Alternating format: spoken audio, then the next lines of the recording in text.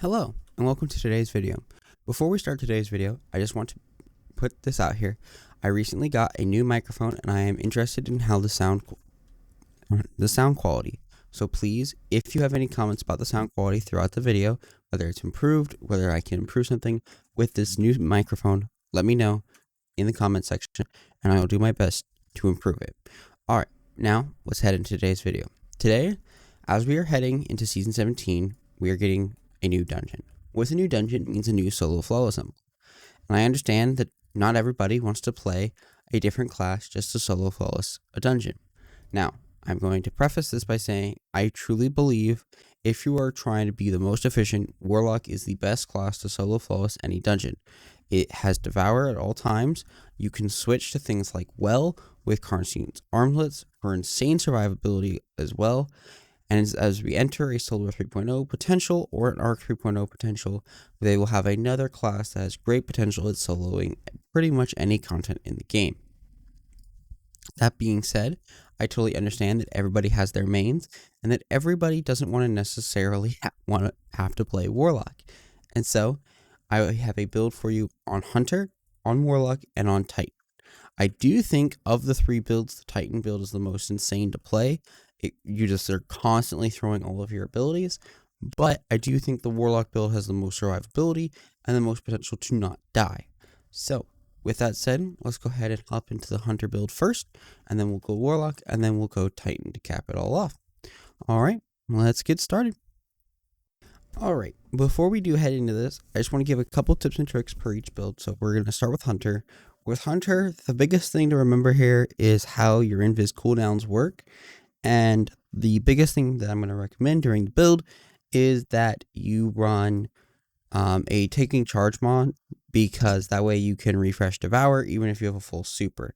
And because you're going to be rallying before every encounter, you're going to have a full super. And without Devour, you're not going to be able to refresh your full super. Alright, with that being said, we're going to head into the build. And for the build today, we are going to be on Invis Hunter. And with Invis Hunter, we're going to be running Mobius Quiver. Mobius Quiver is going to help us with our damage. It's going to help us do extra damage to those targets that we tether. It's also going to do a good amount of damage. And it's going to allow us to two-phase most bosses relatively comfortably. The only bosses that are kind of hard to two-phase right now are the Grasp of Avarice ones. And those are simply just because they have so much health and you have so little time to do it. Technically, Prophecy Final Boss is the highest health counter boss, but he has a really long damage phase, so he's a pretty easy two-phase, if you're doing good damage, you're going to two-phase him with pretty much anything in the game right now. With that being said, we're going to be on Gambler's Dodge. This is going to help us refresh our invis. Because we're going to be on Invis Dodge, and then we're also going to be running Trapper's Ambush. And with Trapper's Ambush, if you dive to the ground, you get a 9-second Invis. If you dodge while you are still under the effect of that Invis, you go back to 9 seconds. We're going to be on Vortex Grenades. These are just my personal favorite grenade. If you have a different grenade that you prefer, run it. For our aspects, we're going to be on Trapper's Ambush and Vanishing Step. For our fragments, we're going to be on Echo of Persistence, Echo of Starvation. This is going to grant our class Devour, and this is going to help give us enough health when we're by ourselves. Normally, I don't run Devour on Hunter because you're invis so often. However, because you're going to be by yourself and you're not going to have any way to have a teammate pull aggro while you're invis, you're going to desperately want to have Devour. That way you can keep killing stuff and regenerate your health very quickly.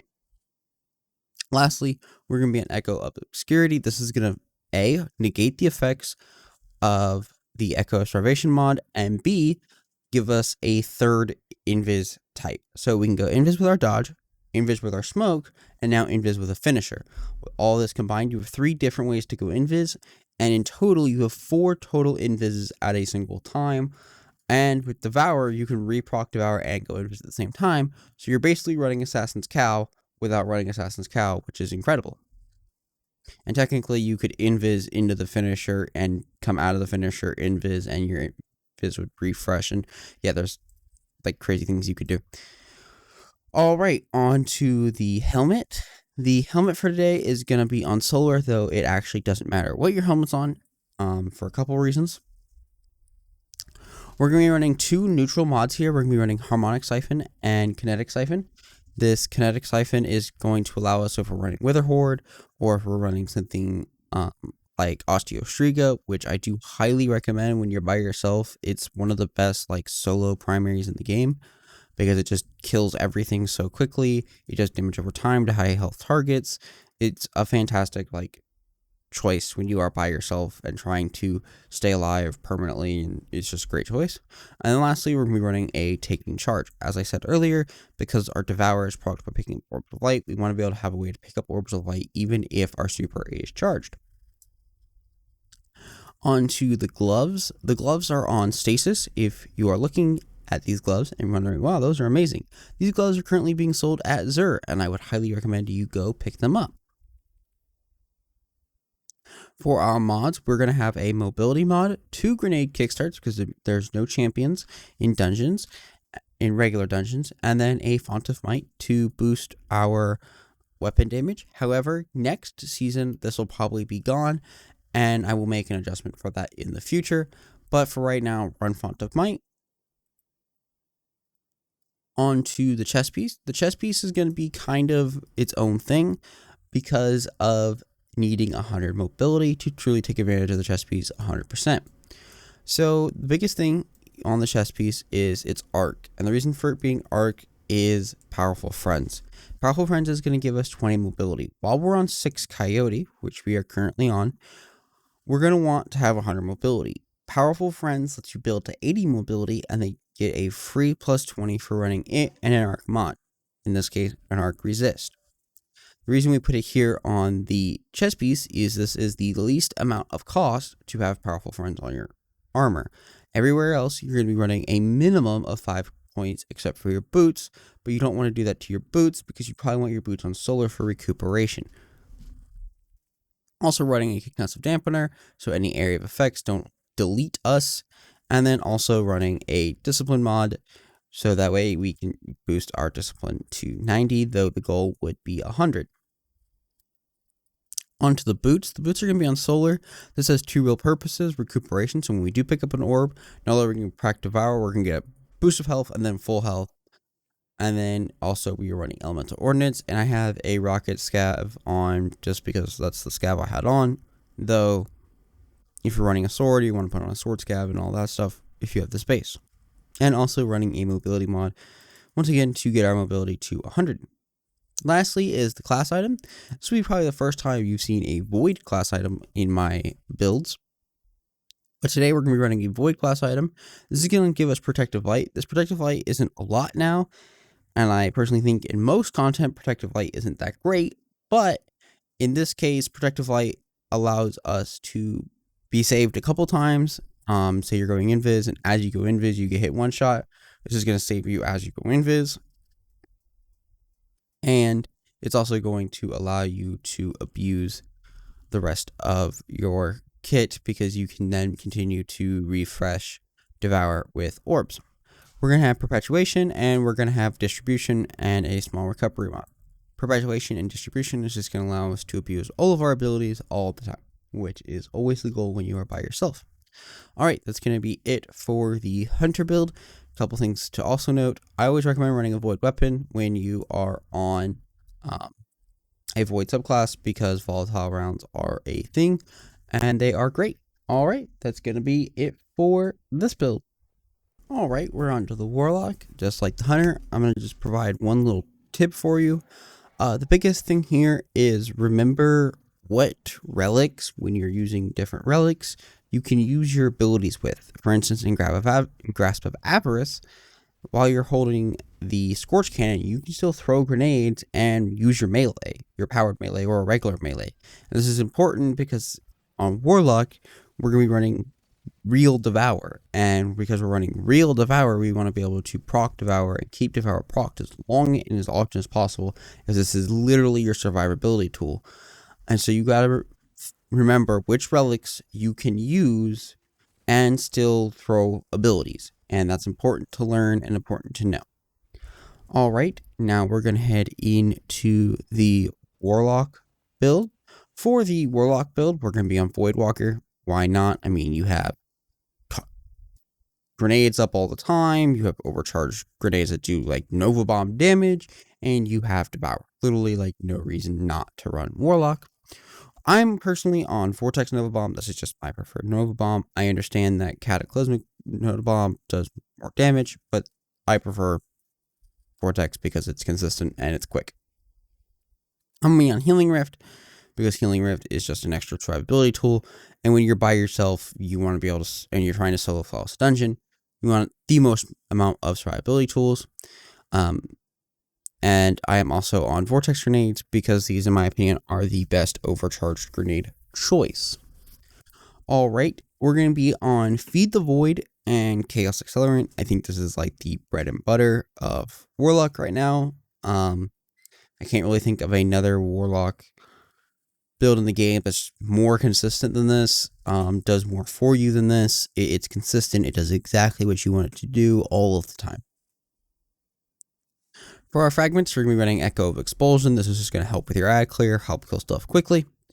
We're going to be running Echo of Instability. This is going to give our Void weapons volatile rounds. So if you're on a Void primary or a Void energy weapon or a Void special weapon, they'll get volatile rounds. And on Void specials and heavies, you're going to help out your DPS. And on Void primaries, you're going to help kill stuff significantly faster. And then lastly, we're on Echo of Undermining. If you can't get to 100 discipline and run Echo of Undermining, don't. Instead, run Echo of Persistence. This was going to help you with your survivability and will help with Devour being up longer. However, if you can run Echo of Undermining and run 100 discipline, I highly recommend you do so. Alright, on to the helmet. The helmet is set up very similarly to the Hunter helmet, and in fact, we have 4 neutral mods on here. We're running a Kinetic Siphon, a Harmonic Siphon, and a Elemental Ordnance. These siphons are just simply there to generate orbs, and when you're generating orbs, this is going to help you use your super more often. However, you don't have to run these, and you could run just assets here if you would prefer that. I am also running an Elemental Ordnance to help generate Void Elemental Wells. On to the gloves. The gloves do not have a combat style mod here. The biggest thing here is just a double grenade kickstart on top of Controverse hold. This just guarantees that when you throw your grenade into a large group of ads, you're going to get it back. On to the robes. The robes for this season are on Void. Pretty straightforward as to why. Thermoshock plating is just too strong not to it be on Void. And then we're running Well of Tenacity. On to the boots. The boots are on Solar. This is for Bountiful Wells and Recuperation, just in case we don't have Devour proc, which though we should. But Recuperation is really strong and when you don't have Devour proc, and it helps keep you alive.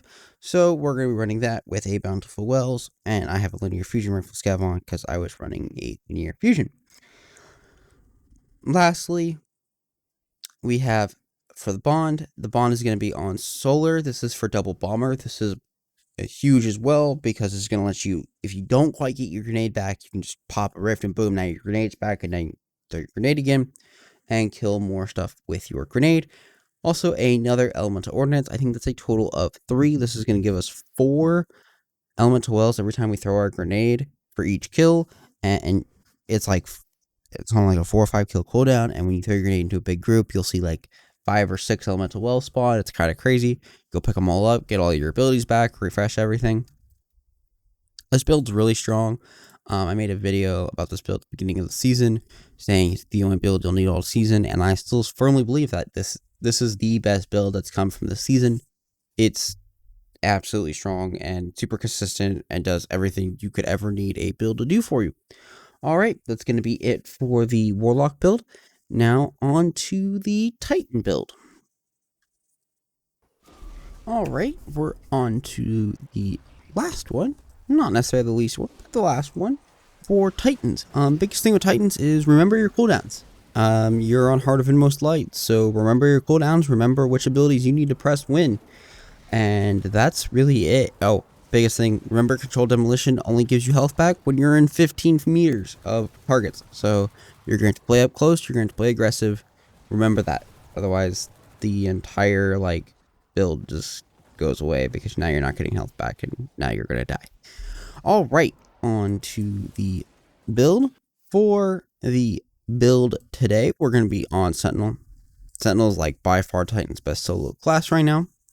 We're going to be on Bubble. Bubble's just too strong not to run, and in 99.9% of cases, you don't need a roaming super. So Bubble is the better choice, and it's also the fastest cooldown super and gives you damage buff. Alright, we're going to be on Towering Barricade. This is just my choice. I prefer Towering Barricade. I like the shield throw. I know a lot of people, when they're on Offensive Bulwark, they prefer Shield Bash because they're going to get a full overshield because of Shield Bash. And this is going to help with Offensive Bulwark. However, I personally prefer Shield Throw because I found out today while getting this gameplay that you can throw the shield at an immune target and get overshield for it, which is an insane concept. Oh, you can't even do damage, but it hit him, so now I get overshield. Yeah, it's really strong, really good, and it makes me really happy with how strong this melee is. And then we're running Vortex Grenades. For our aspects, we're going to be running Controlled Demolition and Offensive Bulwark. This is going to give us 4 fragment slots, the only build that's going to allow us to do that. We're going to be running Echo of Persistence. This is going to allow our overshield to last 10 seconds. Then we're going to be running Echo of Undermining. This is going to allow our Void Grenades to weaken. Since we're on Offensive Bulwark and Heart of Inmost Light, our discipline doesn't matter too much, but I would recommend still a high discipline. We're going to be on Echo of Remnants. This is going to allow our grenade to last 6 seconds. So our grenade is going to cause even more damage, make even more enemies volatile, and it's going to kill even more stuff. And the more stuff it kills, it's going to give you it's going to give you other ability energy back because we're on Heart of Inmost Light. And then lastly, we are on Echo of Instability. This is going to allow us to get volatile rounds for our void weapons, and this is going to allow us to once again proc Controlled Demolition when we're in 15 meters of enemies. So you basically have Budget Devour all the time, and it's fantastic because not only are you getting health back, you are also being granted ability energy to those enemies that also explode as well, and that's just amazing. All right, on to the armor. For the helmet, for those of you who haven't seen my Heart of Inmost Light build for Titan, we're going to be on hands-on and then a harmonic siphon. Strongly recommend you run a void weapon with this build. If you do switch off to a kinetic weapon for your primary, then put on a kinetic siphon. This is going to help generate orbs. Orbs are powerful because of recuperation and help giving you your super when you're by yourself. On to the gloves. The gloves have one singular grenade kickstart, have a singular melee kickstart on them, a elemental ordnance, and then a discipline mod. This is just to fill out the whole kit. For our chest piece is going to be the exotic Heart of Inmost Light. It's on Void, and this is just because for the season, Void is the strongest piece with thermoshock plating, and obviously a Will of Tenacity helps us get some damage resistance. On to the boots. The boots have a Bountiful Wells on them, have a recuperation on them, and then a linear fusion rifle scav or any scav of your choice. On to the class item. The class item is probably the second most important piece here. It has a double utility kickstart. This is going to allow you to run barricades. You can really just constantly pop them if you're throwing your other 2 abilities. And then a melee well maker, so that way any kills we do get with our melee, though it's not the strongest melee, it does kill most trash mobs when you're over light on them. And this is just going to give us a couple extra void wells on top of the ones we're going to get from our grenades. That is really it for all the builds. All right, we're going to head and outro the video. Hopefully everyone enjoyed. Alright, that's going to be it for today's video. I hope that everyone enjoyed. I hope that these builds help you solo Flawless the Season 17 dungeon. I will be making individual builds for the new dungeon when they come out. These are just recommendations for when the new dungeon comes out, get everybody started. However, I will be making individual builds per encounter for the new dungeon, per character, making a full video set for the new dungeon. I'll also be uploading my solo flawless clear with my microphone on, with my live reactions as I clear it, with my frustrations as we go through it. Alright, that's going to be it for today though. If you enjoyed this video, please consider leaving a like on this video and subscribing to the channel if you're interested in more builds or more solo flawless content. Thank you everyone, and see you in the next one. Goodbye.